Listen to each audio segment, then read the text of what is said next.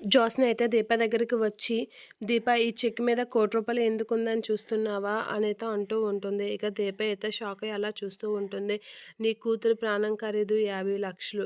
నీ మెడలో ఉన్న తాళి ఖరీదు 50,00,000. నాకు నీ కూతురు నీకెంత ప్రాణమో నాకు నా బావంటే అంతే ప్రాణం. అందుకే నీ ప్రాణంకి 50,00,000, నా ప్రాణంకి 50,00,000.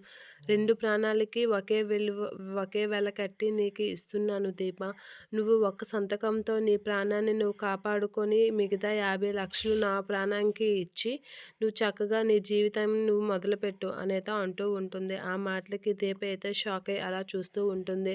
"నువ్వు నేను చెప్పినట్లుగా కానీ సంతకం పెడితే ఖచ్చితంగా నువ్వు చక్కగా బ్యాంకు వెళ్ళి డబ్బులు విత్డ్రా చేసుకొని శౌర్యని కాపాడుకోవచ్చు. అదే డబ్బులు మిగతా డబ్బులు తీసుకొని నువ్వు మీ ఊరెళ్ళి బతకొచ్చు. నా బావని నాకు వదిలేసి" అనైతే అంటూ ఉంటుంది. ఆ మాటలకి దీప అయితే షాక్ అయ్యి అలా చూస్తూ ఉంటుంది. "ఏంటి దీప అలా షాక్ అయ్యి చూస్తున్నావు?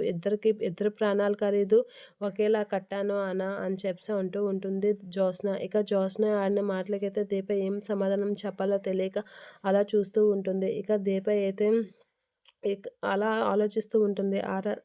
జ్యోత్స్న అయితే ఇలా చెప్తూ ఉంటుంది. "నువ్వు ఈ ఒక్క పేపర్ మీద సంతకం పెట్టేసి నువ్వు నీ కూతుర్ని కాపాడుకో దీప" అని చెప్పేసి అంటూ ఉంటుంది. ఇక అదంతా కార్తీక్ అయితే దూరం నుంచి చూసి ఏంటి వీళ్ళు మాట్లాడుకుంటున్నారు అని అయితే షాక్ అవుతూ ఉంటాడు. ఇక "నువ్వు ఈ ఒక్క సంతకం పెట్టే దీప" అని అయితే పెన్ ఇస్తూ ఉంటుంది.